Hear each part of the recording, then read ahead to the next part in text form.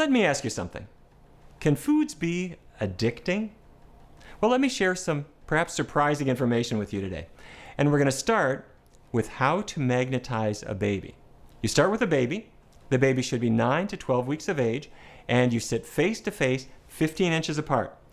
You take 1 teaspoon of sugar, 1 cup of water, mix it together, and put the baby's pacifier in the sugar water. Then put the pacifier in the baby's mouth, set a timer for 3.5 minutes, maintain eye contact the whole time, and then when the timer goes off, you're done. The baby is magnetized. Go out of the room, wait about 20 minutes, and come back with a dozen other people, and what you are going to discover is the baby ignores all of them. The baby looks only at you. The baby is fixated on you and coos and gurgles and throws you a seductive shoulder. The baby loves you. Here's what's going on. Sugar on the tongue triggers the release of opiates within the brain. When I say opiates, I mean natural brain chemicals that are similar to heroin or morphine. They're not that strong. Have you heard about the runners high, marathon runners at about mile 10 or 15 get this wonderful feeling? That's natural opiates in the brain. So sugar on the tongue triggers the release of opiates in the baby's brain. And next, that triggers the release of dopamine. Have you heard of that? That's a brain chemical that's responsible for feelings of pleasure. And so the baby is associating that wonderful feeling with your face. By the way, this doesn't have to be your baby. This can be anybody's baby. Grandparents have been doing this for a long time. So the idea is just sugar on the tongue triggers the release of opiates and dopamine that gets us hooked. Sugar might act a little bit like a drug. Now, we are not babies. We don't have sugar water, but we have our own kinds of sugar. You know what I'm talking about? We have our own reactions to them. But the question really is sugar a problem?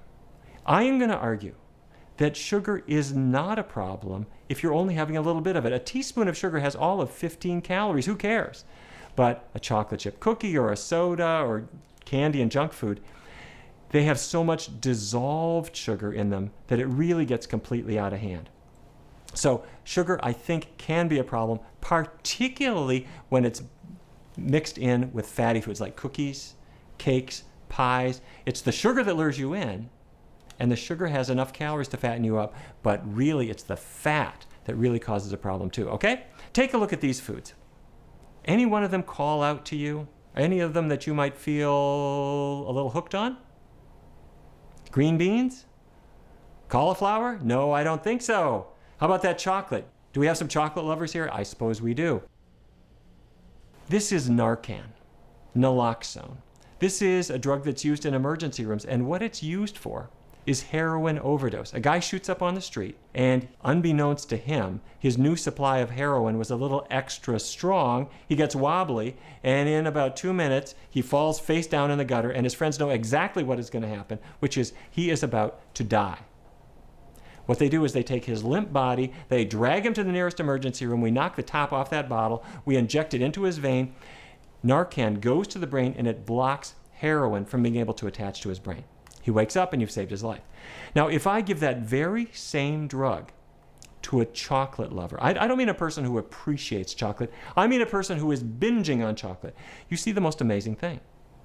You can offer them a tray of chocolates, but as long as the naloxone is in their blood, they're not really interested in it. They'll take a bite, they'll set it back down. By the way, I should tell you, this is not a treatment. I'd have to go with you to the 7-Eleven while you're buying your chocolate with an intravenous in your arm. This is a research tool that shows that it's not just taste and mouthfeel. There's something about chocolate that has a drug-like effect in the brain. And we know that because we can block it with an opiate blocker like Narcan. Okay, are you with me? So the point is, sugar and chocolate, they may have a certain taste, but they have brain effects that keep us hooked. Let's say a word about cheese. I'd like to say a special word of condemnation about cheese because whenever I do a vegan research study and we're trying to peel people away from fattening foods, for some reason, cheese lingers on in their mind. And you know, it smells like old socks. You really have to wonder, why do people get so hooked on it? But is this not true? For a lot of people, it's the food they have the most trouble breaking away from. Well, we've done a lot of work to try to sort this out, and I think we have found the answer. The answer is something called casomorphins. You may never have heard of them, but you might have heard of casein. Casein is the milk protein, and all proteins If you could look at them with a powerful microscope, they look like a string of beads. Each bead is an amino acid. So a protein molecule is nothing but a string of these amino acid molecules all in a row. And in your digestive tract, they break apart into individual amino acids that you can absorb into your bloodstream to make protein, except that casein, the milk protein, does not behave that way. When you digest it, it breaks into strings of maybe 4 or 5 or 6 or 7 amino acids, and they remain biologically active. Here is the chemical formula for them. Now, this will not be on the test. I just want to show you the idea that when you eat cheese, these chemicals are going down your intestinal tract, and they are opiates. When I say opiates, did you ever have surgery and you had a painkiller injected afterwards, Demerol or morphine or something like that? Did you notice that the next day you were really constipated? That's an opiate effect. Well, did you ever linger at the cheese buffet a little too long? And the next day you were a little constipated again. Cheese is very constipating because it releases a big load of opiates into your intestinal tract. And what I'm suggesting is maybe that's why we get a little hooked on it. Well, why are they there? Why would nature pack cheese with protein and fat and opiates? Well, I'll tell you what I think. If a nursing calf decided, well, I'm not going to nurse today. I'm going to go walk around in the woods and maybe I'll come back tomorrow. Well, that calf is not going to do very well. Or a nursing baby. If you look at a nursing baby, they get this goofiest expression on their face.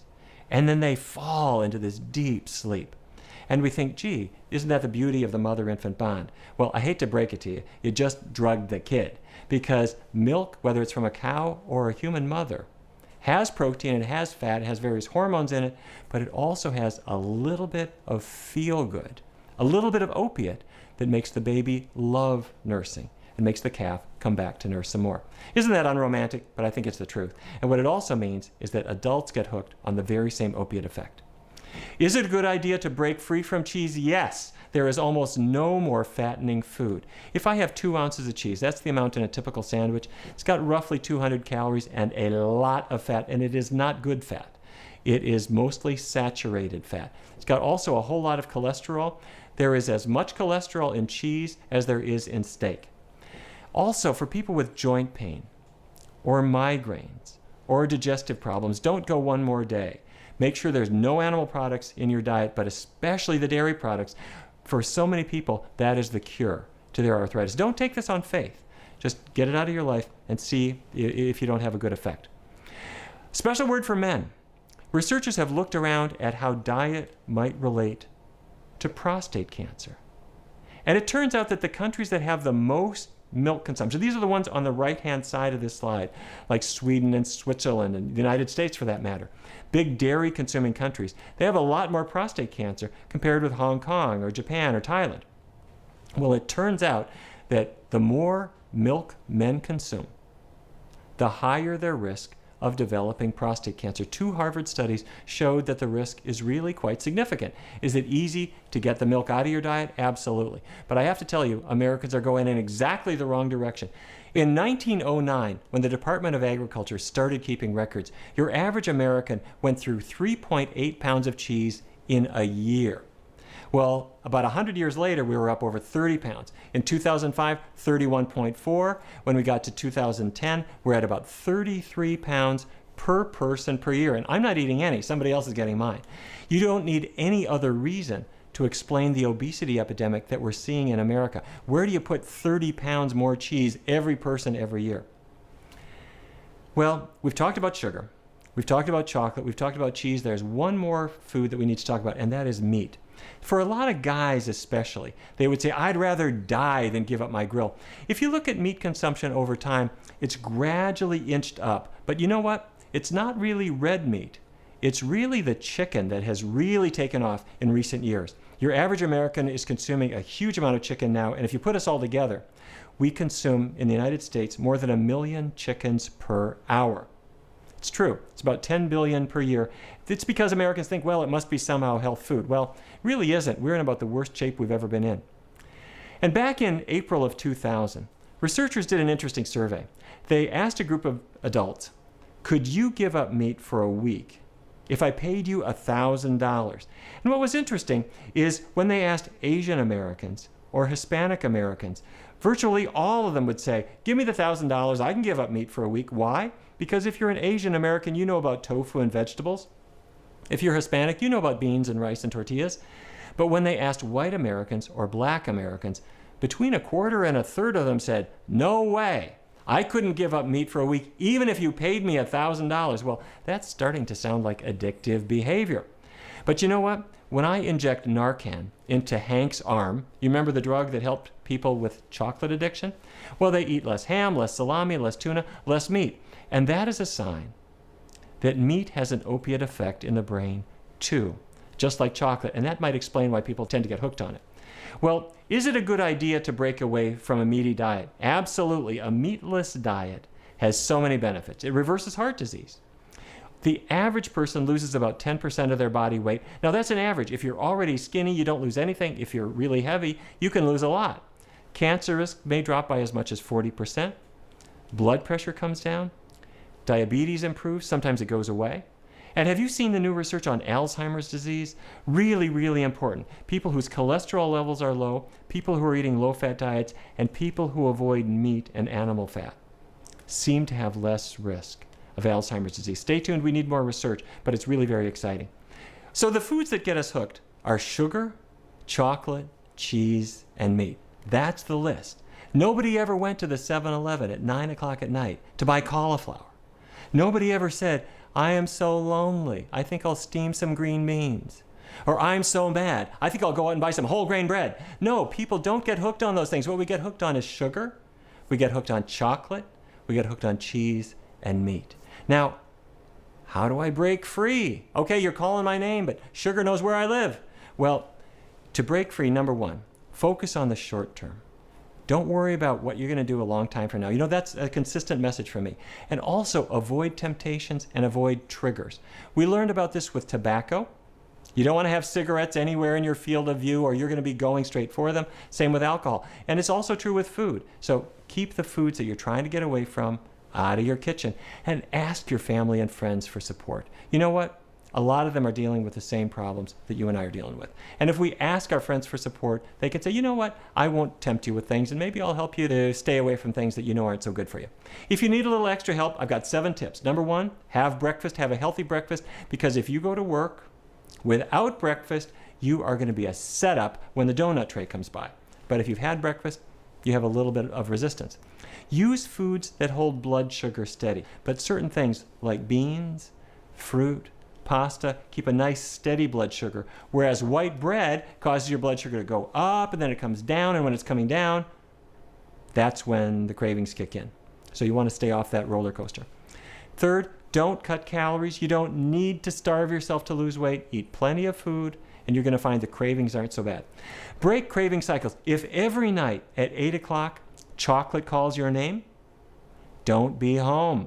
What I mean is you got to do something that's inconsistent with giving in to whatever that particular craving is. So if it's chocolate craving in the evening or whatever, well, have some friends get together or go out to the movies. By the way, have somebody escort you by the little stand where they sell all the food. But you know what I'm talking about. Do something to break free, and what you find is that the volume gets turned down. Have exercise, have rest. You know, think about kids. Kids are running around all day long, and then they lie down to sleep and they're comatose. Then the next morning they get up and they're running around again. Well, for us, we're not doing that. We're not exercising except maybe the tips of our fingers on our keyboard. And as a result, we're not tired. So we don't rest very well at night because our body isn't really tired. And when we wake up the next day, if we've had rocky sleep, we'll eat anything, we'll do anything just to get through the day. And that's when cravings kick in. Okay? Exercise gives you a good night's sleep. And that helps give you more resistance. So social support, very important. That means your family and friends, let them know what you're doing. Take advantage of other motivators. Especially for young people, I see this. They are not worried about prostate cancer and they're not worried about heart disease, but they might be worried about the environment. Or maybe they're a vegetarian because they want to be kind to animals. Those are good motivators. Whatever works for you, plug that in. So I hope that you found these tips useful and that you're able to break that food seduction. And now let me turn it over to the group and see if this doesn't make some sense. Thanks a lot.